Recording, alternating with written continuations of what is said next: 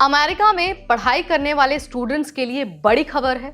अब अमेरिकी सरकार आर्टिफिशियल इंटेलिजेंस यानी एआई की मदद से स्टूडेंट्स के वीजा रद्द करने की प्लानिंग कर रही है।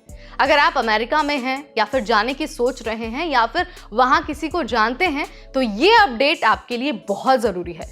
लेकिन सवाल ये है कि सरकार कैसे स्टूडेंट्स को टारगेट करेगी, इसमें ट्रंप का क्या रोल है और क्या आपके सोशल मीडिया पोस्ट से आपका वीजा कैंसिल हो सकता है, सब कुछ जानेंगे बहुत आसान भाषा में।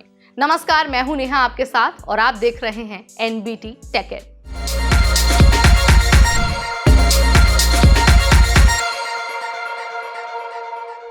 देखिए, अमेरिका के स्टेट डिपार्टमेंट ने एक पहल शुरू की है और इस पहल का नाम है कैच एंड रिवोक। इसके तहत एआई का इस्तेमाल करके फॉरेन स्टूडेंट्स के सोशल मीडिया अकाउंट्स को स्कैन किया जाएगा। मकसद है उन स्टूडेंट्स को पकड़ना जो हमास का समर्थन करते हैं या फिर जिन पर यहूदी विरोधी गतिविधियों का शक है। यह सब जनवरी में ट्रंप द्वारा साइन किए गए एग्जीक्यूटिव ऑर्डर के बाद शुरू हुआ है। अब ये जान लीजिए कि किन स्टूडेंट्स के वीजा को कैंसिल किया जा सकता है। तो देखिए, अगर किसी स्टूडेंट के सोशल मीडिया पोस्ट या फिर ऑनलाइन एक्टिविटी को सरकार संदिग्ध मानती है तो उसका वीजा कैंसिल किया जा सकता है। एआई न्यूज़ रिपोर्ट्स, प्रदर्शन और यहूदी छात्रों द्वारा दर्ज किए गए केस भी एनालाइज किया जाएगा। अमेरिका के स्टेट डिपार्टमेंट, जस्टिस डिपार्टमेंट और होमलैंड सिक्योरिटी मिलकर इस पर काम कर रहे हैं। ट्रंप पहले ही साफ कर चुके हैं कि जो भी फॉरेन स्टूडेंट प्रो पैलेस्टीन प्रदर्शनों में दिखेंगे उन्हें डिपोर्ट कर दिया जाएगा। अगर अमेरिकी स्टूडेंट भी ऐसे प्रदर्शन में शामिल होते हैं तो उन्हें यूनिवर्सिटी से निकाल दिया जाएगा या फिर गिरफ्तार किया जाएगा। यानी कि सिर्फ फॉरेन स्टूडेंट्स ही नहीं बल्कि जो अमेरिकी छात्र हैं इस बार वो भी कटघरे में आ गए हैं। ट्रंप ने बच्चों के साथ साथ जो यूनिवर्सिटीज हैं उनके लिए भी ये साफ कर दिया है कि जो भी गैर कानूनी प्रदर्शनों को बढ़ावा देंगे उनकी सरकारी फंडिंग बंद कर दी जाएगी। यानी कि अमेरिकी स्टूडेंट, फॉरेन स्टूडेंट और यूनिवर्सिटीज तीनों को इस बार ट्रंप ने लपेटे में ले लिया है। तो क्या ये कानून यानी कि कैच एंड रिवोक ये फ्रीडम ऑफ स्पीच के खिलाफ है?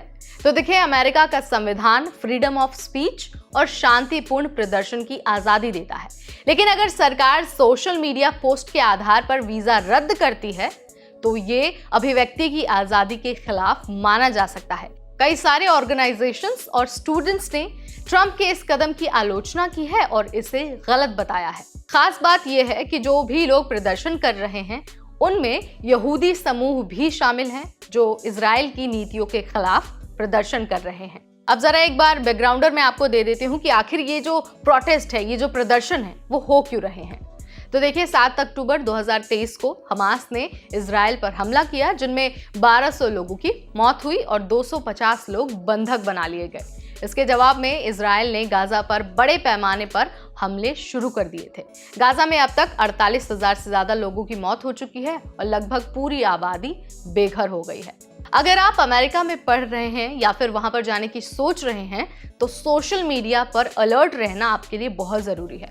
वीज़ा कैंसिल करने के लिए एआई का इस्तेमाल करना एक नई पहल है, एक नई चीज़ है जिससे स्टूडेंट्स की अभिव्यक्ति की आज़ादी पर असर पड़ सकता है। लेकिन सवाल ये है कि क्या ये नेशनल सिक्योरिटी के लिए ज़रूरी है या फिर सिर्फ इंटरनेशनल स्टूडेंट्स के खिलाफ ट्रंप का एक गलत कदम है। जो भी आप मानते हैं, जो भी आप सोचते हैं, आपके जो भी विचार हैं कमेंट के जरिए हमें ज़रूर बताइए। और हाँ, कमेंट के जरिए आप मुझे ये भी बता सकते हैं कि किस विषय पर आप वीडियो देखना चाहते हैं और किस विषय पर जानकारी हासिल करना चाहते हैं। इस वीडियो में फिलहाल इतना ही। पसंद आया तो इसे लाइक और शेयर करना बिल्कुल ना भूलें और ऐसे ही अपडेट्स के लिए stay tuned to NBT tech add.